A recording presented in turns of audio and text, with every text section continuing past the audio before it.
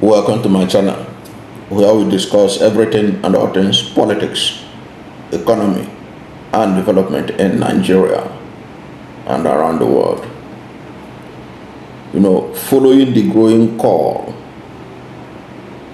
for the detained leader of the proscribed Indigenous People of Biafra, Nnamdi Kanu, some people who are not happy with that are also making their views known.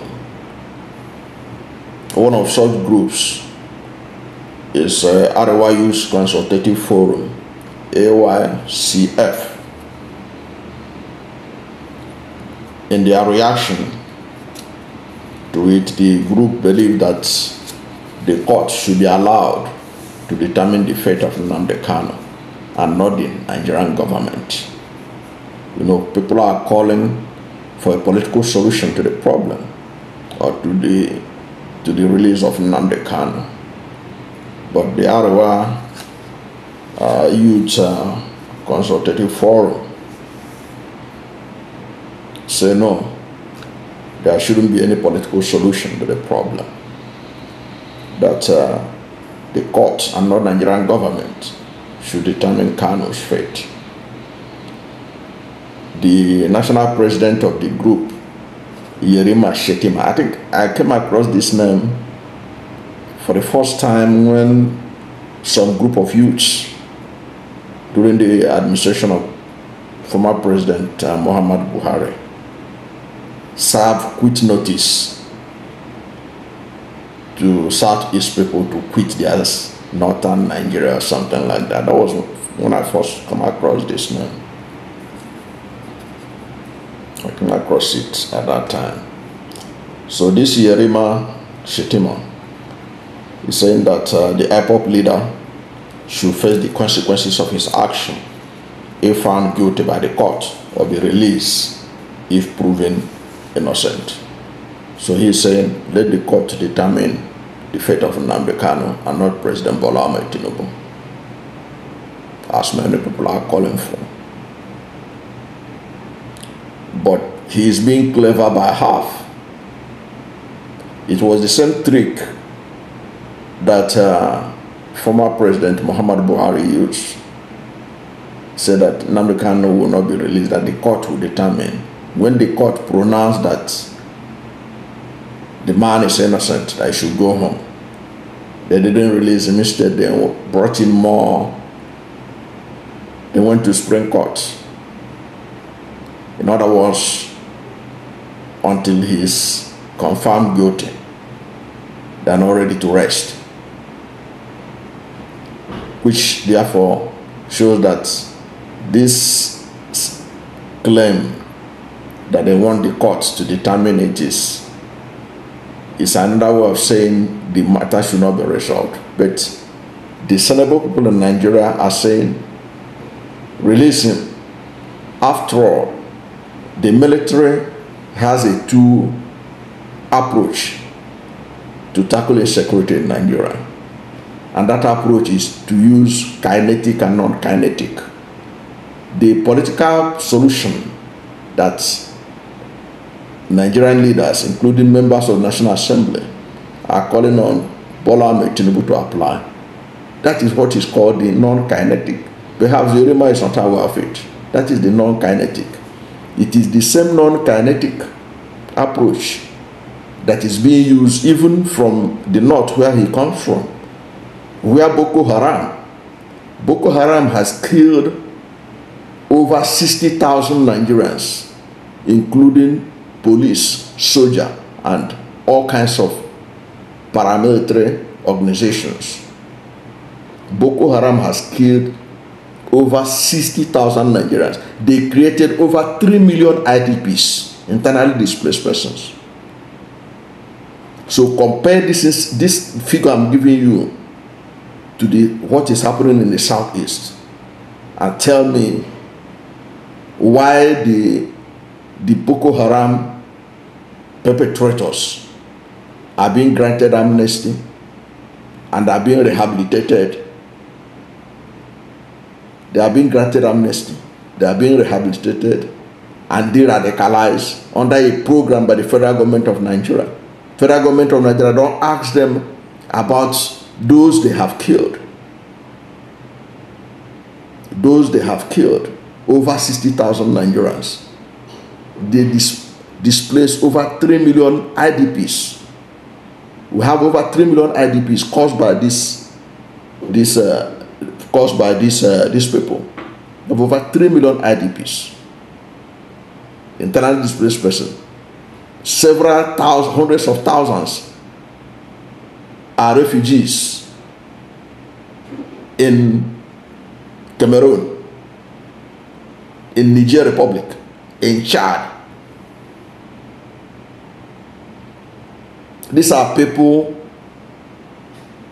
that behead people and they video it and everything. Yet, federal government bent backward and develop a de-radicalization program. They are being rehabilitated. Nobody said that court must determine their fate.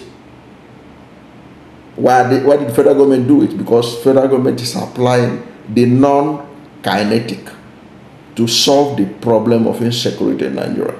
So those who are calling for Nnamdi Kanu's release are also doing that based on the non-kinetic approach to the insecurity in the southeast. And I have searched the internet to see where this same Yerima had kicked against the de-radicalization program of the federal government for Boko Haram and the swap sympathizers or those who perpetrated this, their leaders. I don't know the last time I had a story about court matter, about their leaders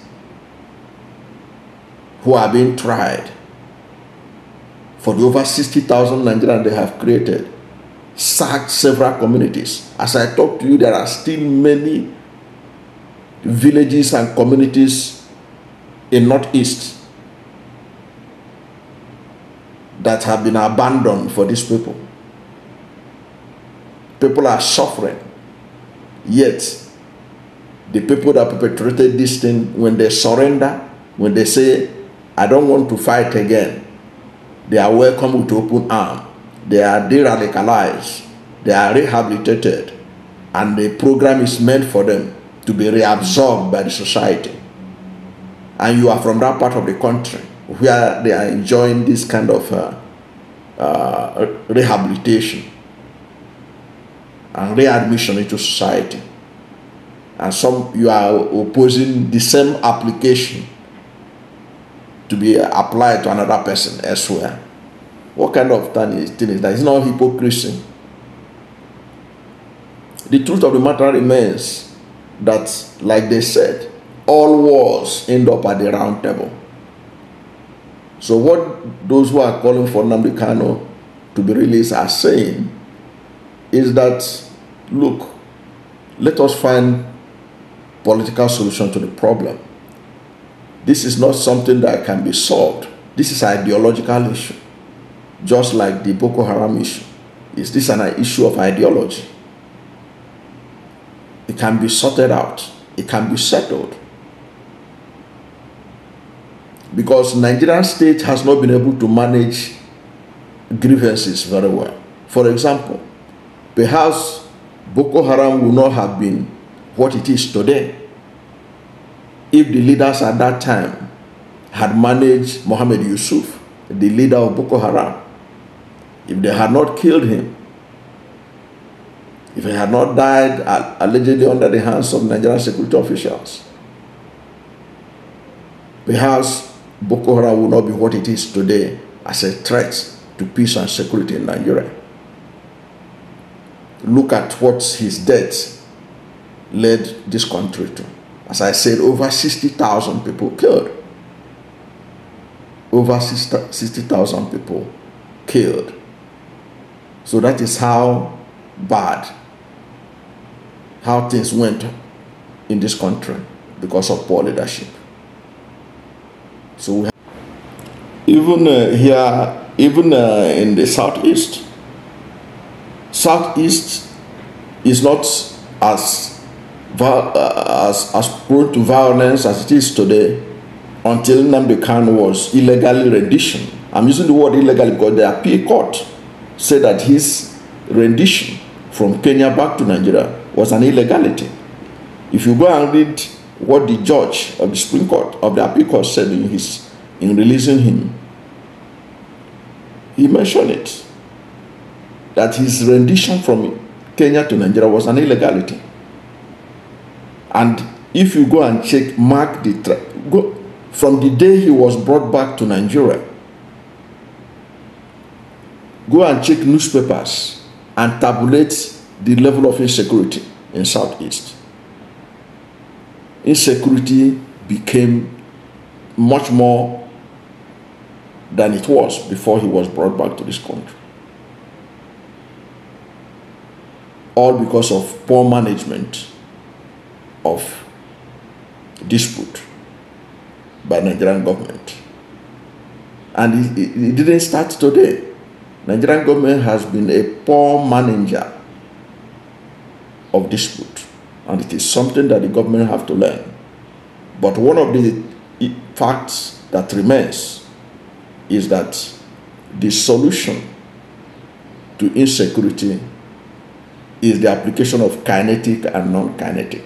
And at the end of the day, after the kinetic, you have to go back to the non-kinetic, because that is where the final solution, the sustainable peace, can be achieved.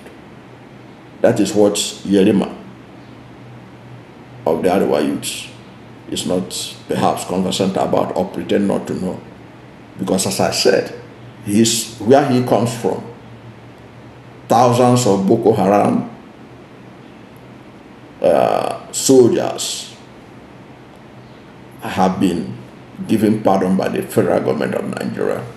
They have been rehabilitated, de-radicalized, and sent back to the society. Because traditionally, all over the world, that is how you build sustainable peace in a violent environment. Thank you for watching this video, and if you are new to my channel, you have not yet subscribed to my channel, please subscribe to my channel. Hit the subscription button, hit the notification bell. When you subscribe to my channel and hit the notification bell, anytime I have a new video, you'll be among the first to know. God bless you. And please don't forget to like this video, because when you like it, God will rank it high and recommend it for more people. Thank you, and God bless you and yours.